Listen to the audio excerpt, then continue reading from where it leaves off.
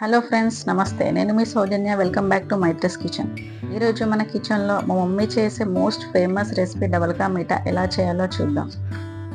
నేను ఎప్పుడు హైదరాబాద్కి వెళ్ళినా మా మమ్మీ చేత ఈ స్వీట్ ఖచ్చితంగా చేయించుకొని తింటాను.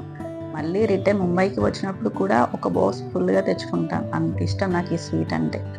ఒక్కొక్కరు ఒక్కొక్కలాగా చేస్తారు. మా మమ్మీ కొంచెం డిఫరెంట్గా చేస్తుంది. ఇప్పుడు ఆ రెసిపీ మీకు చూపించబోతున్నాను. అండ్ ఇలా చేస్తే ఆయిల్ ఎక్కువగా పీల్చదు. మరి లేట్ ఎందుకు, స్టార్ట్ చేద్దామా? నేను ఇక్కడ 12 బ్రెడ్ స్లైస్ తీసుకున్నాను. హాఫ్గా కట్ చేసి 1 to 2 hours ఎండలో పెట్టాను. ఇలా ఎండలో పెడితే బెనిఫిట్ ఏంటంటే ఆయిల్ ఎక్కువగా పీల్చదు. అండ్ నేను ఇక్కడ బ్రెడ్ సైడ్స్కి ఉన్నది తీయకుండా అలానే చేశాను. మీకు కనుక నచ్చకపోతే సైడ్స్కి కట్ చేసుకోండి. ఇప్పుడు స్టవ్ ఆన్ చేసి ప్యాన్ పెట్టుకోండి మీడియం ఫ్లేమ్లో. తర్వాత 1 cup ఆఫ్ షుగర్ యాడ్ చేయండి. అందులోనే 2 cups ఆఫ్ వాటర్ వేసుకోండి. ఏ కప్పుతోనైతే మనం షుగర్ తీసుకుంటామో అదే కప్పుతోని 2 cups ఆఫ్ వాటర్ తీసుకోండి. 5 to 10 minutes మీడియం ఫ్లేమ్లో బాయిల్ చేస్తే చక్కెర పాకం వస్తుంది. ఇలా చెక్ చేసుకోండి. చక్కెర పాకం పర్ఫెక్ట్గా వచ్చాక కాసేపు పక్కన పెట్టుకోండి. నెక్స్ట్ వేరే ప్యాన్ తీసుకొని డీప్ ఫ్రైకి సరిపడా ఆయిల్ తీసుకోండి. మీడియం ఫ్లేమ్లో పెట్టుకొని కాజు అండ్ బాదం గోల్డెన్ కలర్ వచ్చేంత వరకు వేయించుకోండి.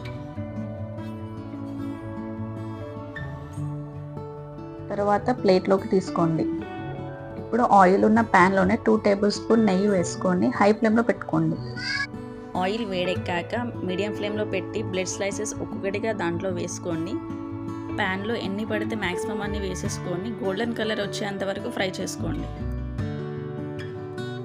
ఇలా రెండు వైపులా గోల్డెన్ కలర్ రావాలి. స్టవ్ మీడియం ఫ్లేమ్లో పెట్టుకోండి. మనం బ్రెడ్ స్లైసెస్ ఎండలో పెట్టాం కాబట్టి త్వరగానే ఫ్రై అయిపోతాయి. ఇలా గోల్డెన్ కలర్ వచ్చాక ఒక్కొక్కటిగా ప్లేట్లోకి తీసుకోండి. అలాగే మిగిలిన బ్రెడ్ స్లైసెస్ కూడా ఫ్రై చేసుకొని ప్లేట్లో వేసుకోండి. ఇప్పుడు ఈ బ్రెడ్ స్లైసెస్ని ముందుగా ప్రిపేర్ చేసుకున్న చక్కెర పాకంలో ఒక్కొక్కటిగా వేసుకోండి.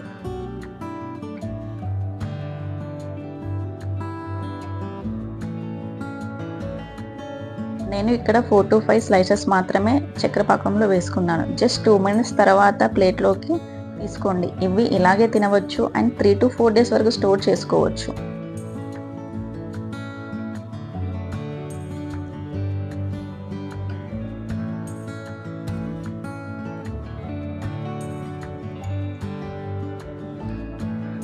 ఇప్పుడు మిగిలిన బ్రెడ్ స్లైసెస్ మొత్తం చక్కెర పాకంలో వేసుకోండి. స్టవ్ లో ఫ్లేమ్లో పెట్టుకొని మెల్లగా కలపండి.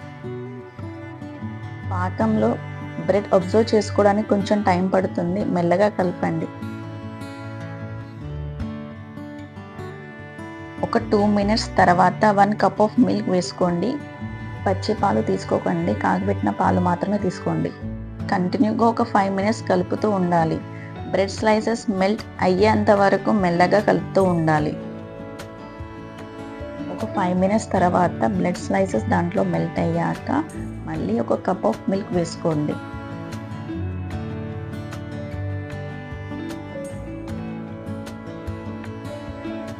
ఇప్పుడు మీడియం ఫ్లేమ్లో పెట్టుకొని 2 minutes కలుపుతూ ఉండాలి. అప్పుడైతేనే డబుల్ కా మీఠా పర్ఫెక్ట్గా వస్తుంది. లాస్ట్లో మనం ముందుగా వేయించి పెట్టుకున్న డ్రై ఫ్రూట్స్ వేసుకోండి. ఒక 2 minutes అయ్యాక స్టవ్ ఆఫ్ చేసుకోండి. డబుల్ కా మీఠా ఎప్పుడే కానీ చల్లగయ్యాక తింటే చాలా బాగుంటుంది.